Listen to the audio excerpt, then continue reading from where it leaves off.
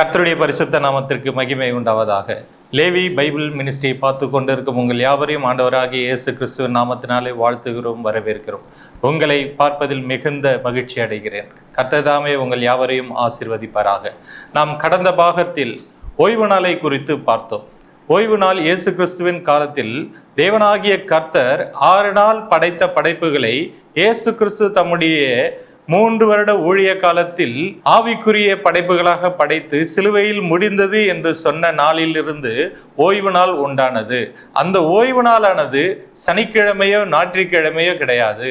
அது ஒவ்வொரு நாளும் ஒவ்வொரு நொடியும் ஓய்வு நாள் என்பதை குறித்து பார்த்தோம். அந்த ஓய்வு நாளில் நாம் மாம்சத்துக்குரிய சிந்தையின்படியும் மாம்சத்துக்குரிய நடக்கையின்படியும் பேச்சின்படியும் செயல்படாமல் ஆவிக்குரிய செயலின்படியும் ஆவிக்குரிய நடக்கையின்படியும் நடந்து ஆவிக்குரிய பேச்சை பேச வேண்டும் என்பதை நாம் பார்த்தோம். கடந்த பாகத்தில் நாம் தேவனாகிய கர்த்தர் ஆதியாகம புஸ்தகத்தில் 1வது அதிகாரத்தில் படைத்த 2 நாள் படைப்புகளை இயேசு கிறிஸ்து எப்படி ஆவிக்குரிய படைப்புகளாக படைத்து நானே கர்த்தர் என்பதை நிரூபித்து காட்டினார் என்பதை குறித்து நாம் பார்த்தோம். அந்த பாகத்தை பார்க்க விரும்புகிறவர்கள் லேவி பைபிள் மினிஸ்ட்ரி என்ற சேனலை சப்ஸ்கிரைப் செய்து பார்த்து பயனடையுங்கள். இப்பொழுது தேவனாகிய கர்த்தர் ஆதியாகம புஸ்தகத்தில் படைத்த 3ஆம் நாள் படைப்புகளை இயேசு கிறிஸ்து எப்படி ஆவிக்குரிய படைப்புகளாக மாற்றி படைத்தார் என்பதை குறித்து நாம் இப்போது பார்க்க போகிறோம். முதலாவது, தேவனாகிய கர்த்தர் பரலோகத்தில் எப்படி பரலோகம் இருக்கிறதோ அதை அப்படியே மோசேவுக்கு காட்டி, அதே போல பூமியில் தனக்கு ஒரு வாசஸ்தலத்தை உண்டாக்கு என்று கட்டளையிட்டபடியே மோசே தேவனுடைய கூடாரத்தை உண்டாக்கினான். பரலோகத்தில் இருக்கிற தட்டுமுட்டுகளை அப்படியே மோசே தேவனுடைய வாசஸ்தலமாகிய கூடாரத்தில் வைத்தான் என்பதை நாம் பார்த்தோம். அதே போலவே தேவனுடைய கூடாரத்தில் என்னென்ன இருக்கிறதோ அது எல்லாம் பரலோகத்தில் இருக்கிறதை பார்த்தோம். அதே போல பரலோகத்தில் என்னென்ன இருக்கிறதோ அதே போல தேவன் பூமியை படைத்தார் என்பதை குறித்தும் நாம் பார்த்தோம். இப்பொழுது 3ஆம் நாள் படைப்பை குறித்து பார்க்க போகிறோம். ஆதியாகம புஸ்தகம் 1வது அதிகாரம் 9வது வசனம் 10வது வசனத்தை பார்ப்போம். பின்பு தேவன் வானத்தின் கீழே இருக்கிற ஜலம் ஓரிடத்தில் சேரவும் வெட்டாந்தரை காணப்படவும் கடவது என்றார். அது அப்படியே ஆயிற்று. தேவன் வெட்டாந்தரைக்கு பூமி என்றும் சேர்ந்த ஜலத்திற்கு சமுத்திரம் என்றும் பெயரிட்டார். தேவன் வெட்டாந்தரைக்கு பூமி என்று பெயரிட்டார். இந்த பூமியானது எதனாலே உண்டானது என்பதை குறித்து நாம் பார்க்க போகிறோம். 11வது வசனமும் 12வது வசனத்தையும் வாசிப்போம். அப்பொழுது தேவன் பூமியானது புல்லையும் விதையை பிறப்பிக்கும் பூண்டுகளையும் பூமியின் மேல் தங்கள் விதையை உடைய கனிகளையும் தங்கள் தங்கள் ஜாதியின்படியே கொடுக்கும் கனி விருட்சங்களையும் முளைப்பிக்க கடவுது என்றார். ஆதியாகம புஸ்தகம் 1வது அதிகாரத்திலே தேவன் பூமியானது தங்கள் தங்கள் விதையையும் கனியையும் கொடுக்கும்படியாக இந்த பூமியை உண்டாக்கினார். அதே போல இயேசு கிறிஸ்து இந்த பூமியில் மண்ணான மனிதர்கள் தங்கள் தங்கள் விதைகளை கொடுக்கும்படியாகவும் கனிகளை கொடுக்கும்படியாகவும் ஆவிக்குரிய படைப்புகளாக படைத்தார். இப்பொழுது இயேசு கிறிஸ்துவின் ஆவிக்குரிய படைப்புகளை பார்ப்போம். யோவான் எழுதின சுவிசேஷம் 3வது அதிகாரம் 31வது வசனத்தை வாசிப்போம். உன்னதத்திலிருந்து வருகிறவர் எல்லோரிலும் மேலானவர், பூமியிலிருந்து உண்டானவன் பூமியின் தன்மையுள்ளவனாய் இருந்து பூமிக்கு அடுத்தவைகளை பேசுகிறான். பரலோகத்திலிருந்து வருகிறவர் எல்லோரிலும் மேலானவர். பரலோகத்திலிருந்து வருகிற எல்லோரிலும் மேலான இயேசு கிறிஸ்து பூமியில் இருந்து உண்டானவன் பூமிக்குரிய தன்மையை உடையவனாகவே இருக்கிறான். அதாவது மண்ணுக்குரியவனாகவே இருக்கிறான். பூமிக்குரிய தன்மைகள் அத்தனையும் அவனுக்குள்ளே இருந்தது. அவனை அவர் செம்மைப்படுத்துகிறார். அவனை அவர் செம்மைப்படுத்தி அவனை கனிதருகிறவனாக மாற்றுகிறார். 1 கொரிந்தியரின் புஸ்தகம் 15வது அதிகாரம் 47வது வசனத்தை வாசிப்போம். முந்தின மனுஷன் பூமியிலிருந்து உண்டான மண்ணானவன், 2ஆம் மனுஷன் வானத்திலிருந்து வந்த கர்த்தர். 2வது மனுஷனாகிய வானத்தில் இருந்து வந்த கர்த்தர் 1வது மனுஷனாகிய மண்ணானவனை பண்படுத்துகிறார். பண்படுத்தி அவனை விதை தருகிறவனாகவும் கனி தருகிறவனாகவும் மாற்றுகிறார். ரோமர் 8வது அதிகாரம் 3வது வசனத்தை வாசிப்போம். அது எப்படி எனில், மாம்சத்தினாலே பலவீனமாய் இருந்த நியாயப்பிரமாணம் செய்யக்கூடாததை தேவனே செய்யும்படிக்கு தம்முடைய குமாரனை பாவ மாம்சத்தின் சாயலாகவும் பாவத்தை போக்கும் பலியாகவும் அனுப்பி மாம்சத்திலே பாவத்தை ஆக்கினைக்குள்ளாக தீர்த்தார். இப்பொழுது வானத்திலிருந்து வந்த இயேசு கிறிஸ்து பூமியில் இருக்கிற மனிதனைப் போலவே இந்த பூமிக்கு மனிதனாக வந்தார். வந்து இந்த பூமியில் உள்ள மனிதர்களை ஆவிக்குரிய மனிதர்களாய் மாற்றி தன்னுடைய சாயலின்படி நடக்கிறவர்களாய் மாற்றி அவர்களை விதை தருகிறவர்களாகவும் கனி தருகிறவர்களாகவும் மாற்றினார். ஒவ்வொரு மனிதனும் மரமாகவே இருக்கிறான். மரத்தை மனிதனுக்கு உவமையாக தேவனாகிய கர்த்தர் காட்டுகிறார். மத்தேயு எழுதின சுவிசேஷம் 7வது அதிகாரம் 16வது வசனத்தை வாசிப்போம். அவருடைய கனிகளினாலே அவர்களை அறிவீர்கள். முட்செடிகளில் திராட்சை பழங்களையும் முட்பூண்டுகளில் அத்திப்பழங்களையும் பறிக்கிறார்களா? இப்பொழுது இந்த வசனத்தில் மனிதர்களை அவர்களுடைய கனிகளினாலே அவர்களை அறிவீர்கள் என்று சொல்வதின் மூலம் மனிதர்களை மரங்களாக உவமைப்படுத்தி பேசுகிறார். அவர்களுடைய கனிகள், நல்ல கனிகளை கொடுப்பவர்கள் நல்ல மரமாகவும் கெட்ட கனிகளை கொடுப்பவர் கெட்ட மரமாகவும் உவமைப்படுத்தி பேசுகிறார். 17வது வசனத்தை வாசிப்போம். அப்படியே நல்ல மரமெல்லாம் நல்ல கனிகளை கொடுக்கும், கெட்ட மரமோ கெட்ட கனிகளை கொடுக்கும். நல்ல மரம் கெட்ட கனிகளை கொடுக்க மாட்டாது, கெட்ட மரம் நல்ல கனிகளை கொடுக்க மாட்டாது. 18வது வசனத்தை வாசிப்போம். நல்ல மரம் கெட்ட கனிகளை கொடுக்க மாட்டாது, கெட்ட மரம் நல்ல கனிகளை கொடுக்க மாட்டாது. 19, 20வது வசனங்களை வாசிப்போம். நல்ல கனி கொடாத மரமெல்லாம் வெட்டுண்டு அக்கினியிலே போடப்படும், ஆதலால் அவர்களுடைய கனிகளினாலே அவர்களை அறிவீர்கள். இயேசு கிறிஸ்து மனிதர்களை மரங்களாக உவமைப்படுத்தி நல்ல கனி கொடுக்கிறவர்களை நல்ல மரங்களாகவும் கெட்ட கனி கொடுக்கிறவர்களை கெட்ட மரங்களாகவும் உவமைப்படுத்தி பேசுகிறார். அப்படியானால் மனிதர்கள் தான் மரங்கள். அந்த மனிதர்களை கனி கொடுக்க வைக்கதான் இயேசு கிறிஸ்து இந்த பூமிக்கு வந்தார். இதே போலதான் ஆதியாகமம் 1வது அதிகாரத்தில் 9லிருந்து 12 வசனம் வரைக்கும் தேவனாகிய கர்த்தர் பூமியானது விதைகளை கொடுக்கும்படியாகவும் கனிகளை கொடுக்கும்படியாகவும் இந்த பூமியை உண்டாக்கினார். அந்த நோக்கத்தை இயேசு கிறிஸ்து வந்து ஆவிக்குரிய மனிதர்களாய் நம்மை படைத்து நம்மை கனிதர்களாகவும் நம்மை விதை தருகிறவர்களாகவும் மாற்றி ஆவிக்குரிய படைப்புகளாக படைத்தார். படைத்து நானே கர்த்தர் என்பதை நிரூபித்து காட்டினார்.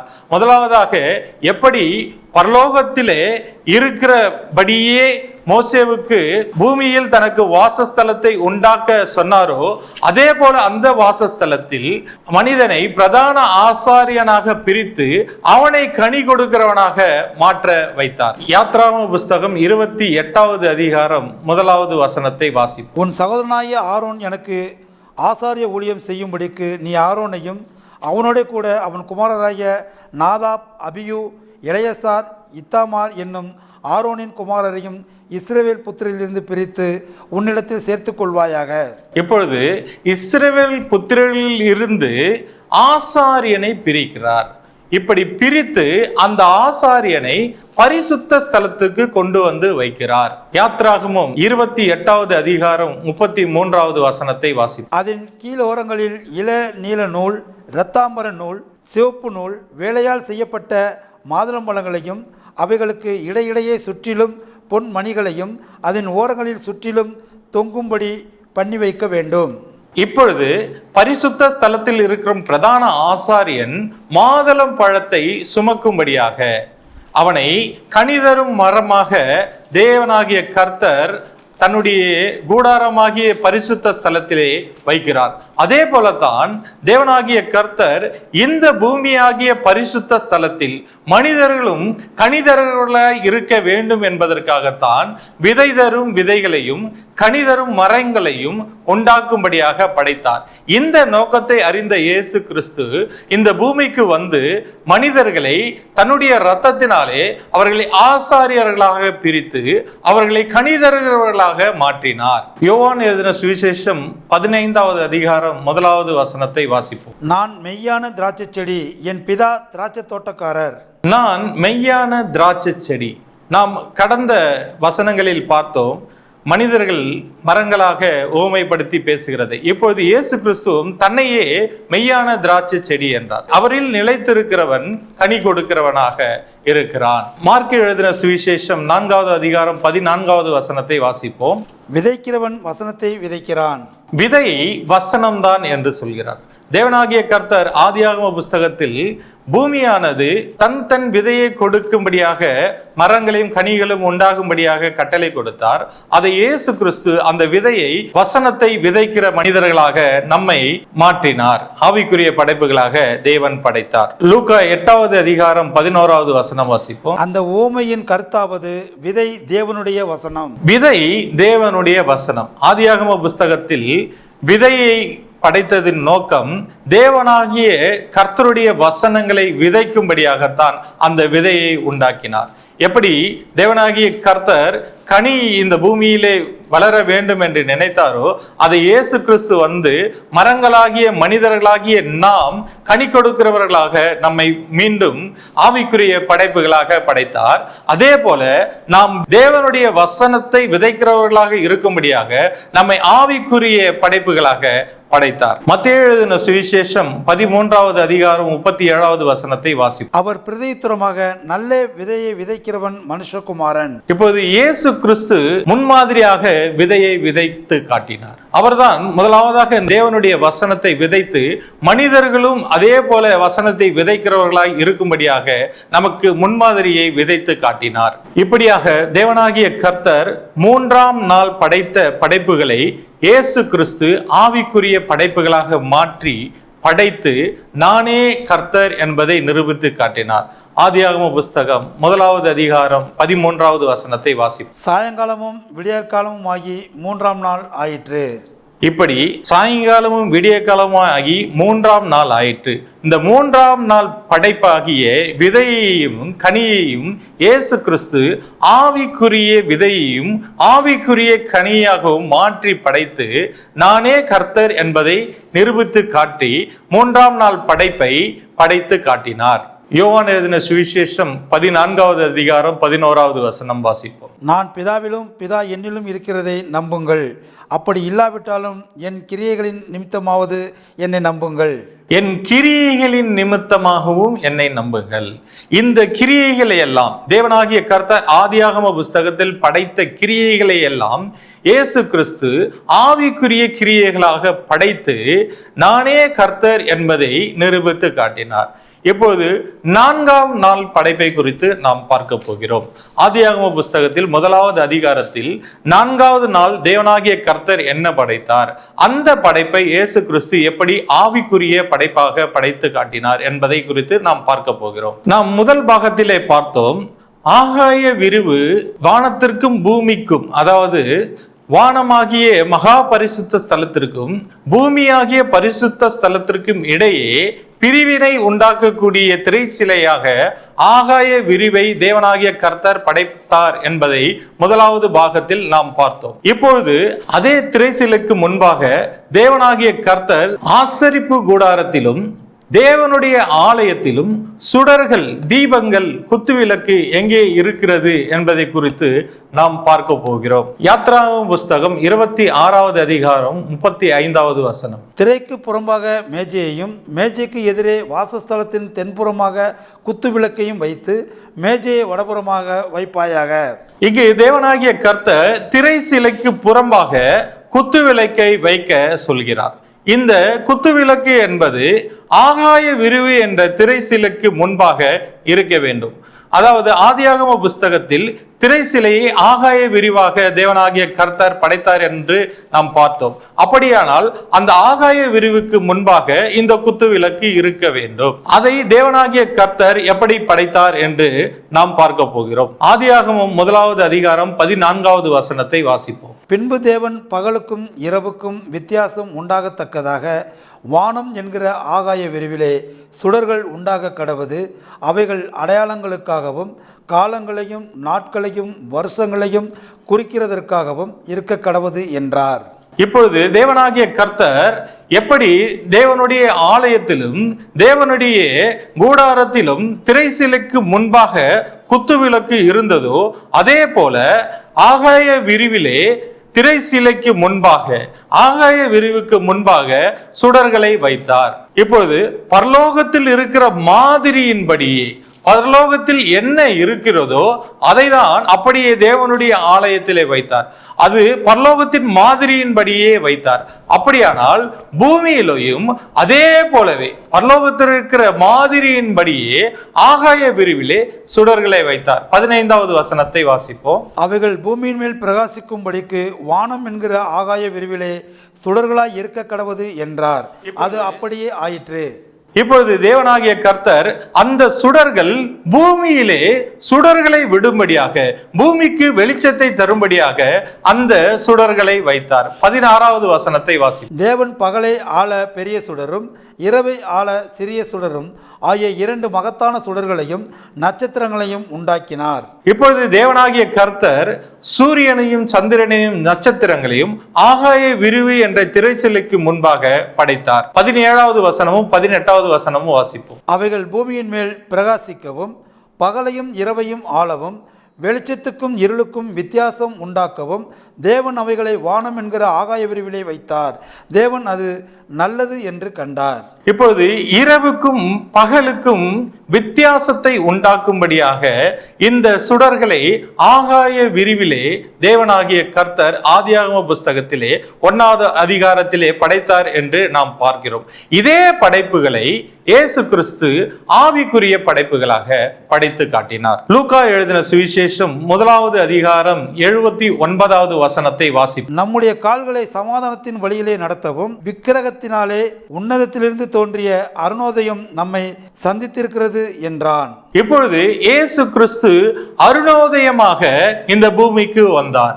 எப்படி ஆதியாகமம் 1வது அதிகாரத்தில் பூமியை ஆள பெரிய சுடரை தேவனாகிய கர்த்தர் 4வது நாளில் படைத்தாரோ, அதே படைப்பாக இயேசு கிறிஸ்து அருணோதயமாக இந்த பூமிக்கு வந்தார். வந்து நம்மை இருளில் இருந்து வெளிச்சத்திற்கு உரியவர்களாய் பிரித்து நம்மை சுடர் விடுகிறவர்களாய் மாற்றினார். பிலிப்பியரின் புஸ்தகம் 2வது அதிகாரம் 14வது வசனத்தை வாசிப்போம். நான் வீணாக ஓடினதும் வீணாக பிரயாசப்பட்டதும் இல்லை என்கிற மகிழ்ச்சி கிறிஸ்துவின் நாளில் எனக்கு உண்டாயிருப்பதற்கு ஜீவ வசனத்தை பிடித்து கொண்டு உலகத்திலே சுடர்களைப் போல பிரகாசிக்கிற நீங்கள். இப்பொழுது தேவனாகிய கர்த்தர் படைத்த அந்த பூமியிலே சுடர் விடுகிற பிரகாசிக்கிற சுடர்களைப் போல நம்மை இயேசு கிறிஸ்து ஆவிக்குரிய படைப்புகளாக படைத்து நற்கிரியைகளை செய்ய வைத்து நீதியில் நடக்க வைத்து சத்தியத்தில் நடக்க வைத்து நம்மை பிரகாசிக்கிற சுடர்களாக மாற்றி ஆவிக்குரிய படைப்பாக படைத்தார். மத்தேயு எழுதின சுவிசேஷம் 5வது அதிகாரம் 16வது வசனத்தை வாசிப்போம். இவ்விதமாய் மனுஷர் உங்கள் நற்கிரியைகளை கண்டு பரலோகத்தில் இருக்கிற உங்கள் பிதாவை மகிமைப்படுத்தும்படி உங்கள் வெளிச்சம் அவர்கள் முன்பாக பிரகாசிக்க கடவது. மனிதர்களுக்கு முன்பாக நம்மை வெளிச்சமுள்ள மக்களாக இயேசு கிறிஸ்து நம்மை ஆவிக்குரிய சுடர்களாக மீண்டும் படைத்தார். மத்தேயு எழுதின சுவிசேஷம் 13வது அதிகாரம் 43வது வசனத்தை வாசிப்போம். அப்பொழுது நீதிமான்கள் தங்கள் பிதாவின் ராஜ்யத்திலே சூரியனைப் போல பிரகாசிப்பார்கள். கேட்கிறதற்கு காதுள்ளவன் கேட்க கடவன். கேட்கிறதற்கு காதுள்ளவன் கேட்க கடவன். அப்பொழுது நீதிமான்கள் தங்களுடைய பிதாவினுடைய ராஜ்யத்தில் சூரியனை போல பிரகாசிப்பார்கள். நம்மை நீதிமான்களாக அவருடைய இரத்தத்தினாலே நம்மை நீதிமானாக மாற்றி சூரியனை போல பிரகாசிக்கிறவர்களாக நம்மை வெளிச்சத்தின் பிள்ளைகளாக இயேசு கிறிஸ்து ஆவிக்குரிய படைப்பை படைத்தார். மத்தேயு எழுதின சுவிசேஷம் 17வது அதிகாரம் 2வது வசனத்தை வாசிப்போம். அவர்களுக்கு முன்பாக மறுரூபமானார். அவர் முகம் சூரியனைப் போல பிரகாசித்தது. எப்படி அவரே சூரியனைப் போல பிரகாசித்து மறுரூபமாகி நமக்கு ஒரு மாதிரியை காண்பித்தார். அவரை போலவே குற்றமற்றவர்களாய் நாம் வாழ்ந்து அவரை போல நீதியாய் நடந்து அவரை போல கனி கொடுக்கிற வாழ்க்கையை வாழும் பொழுது நாம் அவரை போல மறுரூபம் அடைவோம், சூரியனை போல பிரகாசிப்போம் என்று நமக்கு ஒரு முன்மாதிரியை பாதையை காட்டிவிட்டு சென்றார். அதே போல நாம் வெளிச்சத்தின் பிள்ளைகளாய் இருந்து வெளிச்சத்தில் நடந்து நீதியாய் நடந்து நற்கிரியைகளை செய்து கனிகளை கொடுத்து தேவனுடைய வசனத்தை விதைத்து நாம் சூரியனை போல பிரகாசிக்கிற ஞானவான்களாக நம்மை ஆவிக்குரிய படைப்பாக இயேசு கிறிஸ்து படைத்தார். ஏன் அப்படி படைத்தார் என்றால், நாம் அவரை இருக்கிற வண்ணமாகவே தரிசிக்கும்படியாக அவர் அப்படி படைத்தார். 1 யோவான் 3வது அதிகாரம் 2வது வசனம். பிரியமானவர்களே, இப்பொழுது தேவனுடைய பிள்ளைகளாய் இருக்கிறோம், இனி எவ்விதமாய் இருப்போம் என்று இன்னும் வெளிப்படவில்லை. ஆகிலும் அவர் வெளிப்படும் போது அவர் இருக்கிற வண்ணமாகவே நாம் அவரை தரிசிப்பதினால் அவருக்கு ஒப்பாய் இருப்போம் என்று அறிந்திருக்கிறோம். அவருக்கு ஒப்பாக இருக்கும்படியாக, அவரை இருக்கிற வண்ணமாகவே அவரை தரிசிக்கும்படியாக, நம்மை அவரை போலவே மறுரூபம் அடைய செய்யும்படியாக, நம்மை நீதிமான்களாக சுடர்விடும் பிரகாசிக்கிற சுடர்களாகவும் நம்மை ஆவிக்குரிய படைப்புகளாக படைத்து 4வது நாள் படைப்பை இயேசு கிறிஸ்து படைத்து முடித்தார். தானியேலின் புஸ்தகம் 12வது அதிகாரம் 2வது வசனம். பூமியின் தூளிலே நித்திரை பண்ணுகிறவர்களாகிய அநேகரில் சிலர் நித்திய ஜீவனுக்கும் சிலர் நித்திய நிந்தைக்கும் இகழ்ச்சிக்கும் விழித்து எழுந்திருப்பார்கள். ஞானவான்கள் ஆகாய மண்டலத்தின் ஒளியைப் போலவும் அநேகரை நீதிக்குட்படுத்துகிறவர்கள் நட்சத்திரங்களைப் போலவும் என்றென்றைக்கும் உள்ள சதா காலங்களிலும் பிரகாசிப்பார்கள். நம்மை ஞானவான்களாகவும் அநேகரை நீதி உட்படுத்துகிறவர்களாகவும் இயேசு கிறிஸ்து நம்மை ஆவிக்குரிய படைப்புகளாக படைத்து ஆகாய மண்டலம் என்கின்ற திரைச்சீலைக்கு முன்பாக நம்மை ஜொலிக்கிறவர்களாக பிரகாசிக்கிறவர்களாக ஆவிக்குரிய படைப்புகளாக படைத்து நானே கர்த்தர் நானே சிருஷ்டிகர் என்பதை நிரூபித்து காட்டினார். இயேசு கிறிஸ்து ஆதியாகமத்தில் தேவனாகிய கர்த்தர் படைத்த 4வது நாள் படைப்பையும் 3வது நாள் படைப்பையும் ஆவிக்குரிய படைப்புகளாக படைத்து நானே கர்த்தர் என்பதை நிரூபித்து காட்டினார். கர்த்தர் தாமே உங்கள் யாவரையும் ஆசீர்வதிப்பாராக. இதுவரையிலும் நாம் பார்த்தது ஆதியாகம புஸ்தகத்தில் 1வது அதிகாரத்தில் தேவனாகிய கர்த்தர் 3ஆம் நாள் படைப்பையும் 4வது நாள் படைப்பையும் இயேசு கிறிஸ்து தம்முடைய ஊழிய காலத்தில் 3 வருடத்தில் எப்படி ஆவிக்குரிய படைப்புகளாக படைத்து நானே கர்த்தர் என்பதை நிரூபித்து காட்டினார் என்பதை குறித்து பார்த்தோம். 1வது பாகத்தில் 1வது நாள் படைப்பையும் 2வது நாள் படைப்பையும் நாம் பார்த்தோம். இப்போது அடுத்த பாகத்தில் 5ஆம் நாள் படைப்பையும் 6வது நாள் படைப்பையும் குறித்து பார்ப்போம். கர்த்ததாமே உங்கள் யாவரையும் ஆசீர்வதிப்பாராக. ஜெபம் பண்ணுவோம். சோத்திரிக்கிறோம் ஆண்டவரே, ஆண்டவரும் இரட்சகருமாகிய இயேசு கிறிஸ்து நாமத்தினாலே ஆண்டவரே, இந்த தொலைக்காட்சி மூலியமாய் பார்த்து கொண்டிருக்கிற ஒவ்வொருவருக்காய் நன்றி செலுத்துகிறோம் அப்பா. என் ராஜாதி ராஜா, கர்த்தாதி கர்த்தர் ஆண்டவரே அப்பா, யாரெல்லாம் கண்ணீரோடும் துக்கத்தோடும் வேதனையோடும் பலவிதமான கவலைகளோடும் ஆண்டவரே யாரெல்லாம் பார்த்து கொண்டிருக்கிறார்களோ ஒவ்வொரு வாழ்க்கையில இப்போது அற்புதம் நடக்கட்டும் அப்பா. ஒவ்வொரு வாழ்க்கையிலும் ஆண்டவரே என் தேவனாகிய கர்த்தர் அற்புதத்தை என் தேவன் செய்வீராக. இப்போதே ஒரு வல்லமை ஒவ்வொரு மீது இறங்கட்டும் அப்பா. யாரெல்லாம் வேதியோடு யாரெல்லாம் ஆண்டவரே மாந்திரிக சூனியத்தோடு கண்ணீரோடு இருக்கிறார்களோ ஒவ்வொருவருக்கும் விடுதலையும் சுகத்தையும் ரட்சிப்பையும் தரும்படியாய் ரசையனாக இயேசு கிறிஸ்துவின் நாமத்தினால் இப்போதே ஜெபிக்கிறேன் அப்பா. உன் வல்லமை இறங்குவதாக, உன் மகிமை இறங்குவதாக, உன் பிரசன்னம் இறங்குவதாக. உமக்கு நன்றி அப்பா, உமக்கு நன்றி. அநேகருக்கு நீ விடுதலை, அநேகருக்கு சுகத்தியம், அநேகருக்கு ஆண்டவரே ரட்சிப்பின் தேவன் தந்து கொண்டிருக்கிற கிருபைகளுக்காய் உமக்கு நன்றி செலுத்துகிறோம் அப்பா. உமக்கு மகிமை, உமக்கு மகிமை, உமக்கு மகிமை ஆண்டவரே. உமக்கு கோடி கோடி நன்றிகளை ஏறெடுக்கிறோம் அப்பா. ஓ ஷபால் நிபி கமோ ரியா, உமக்கு மகிமை ஆண்டவரே. நீ கொடுத்த சுகத்துக்காய், நீ கொடுத்த விடுதலைக்காய், நீ கொடுத்த ரட்சிப்புக்காய் உமக்கு நன்றி ஆண்டவரே. ஒவ்வொருவரும் இயேசுவே மெய்யான தேவன் என்று அறிந்து கொள்ள என் தேவன் கிருபை செய்வீராக. ஆண்டவரும் இரட்சகருமாகிய இயேசு கிறிஸ்து நாமத்தினால் ஆண்டவரே நீர் செய்த நன்மைகளுக்காய் அற்புதங்களுக்காய் உமக்கு நன்றி அப்பா. உமக்கு கோடி ஸ்தோத்திரம், கோடி நன்றிகளை ஏறெடுக்கிறோம். God bless you.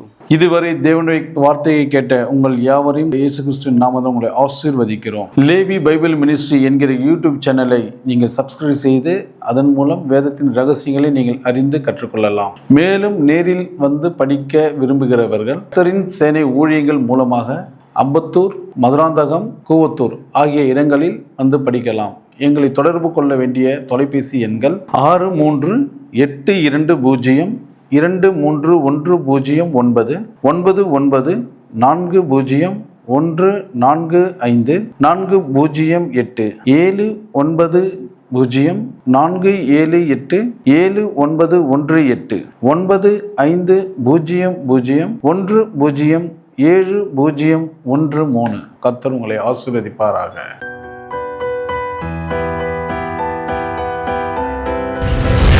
கர்த்தர் உங்களை ஆசீர்வதிப்பாராக.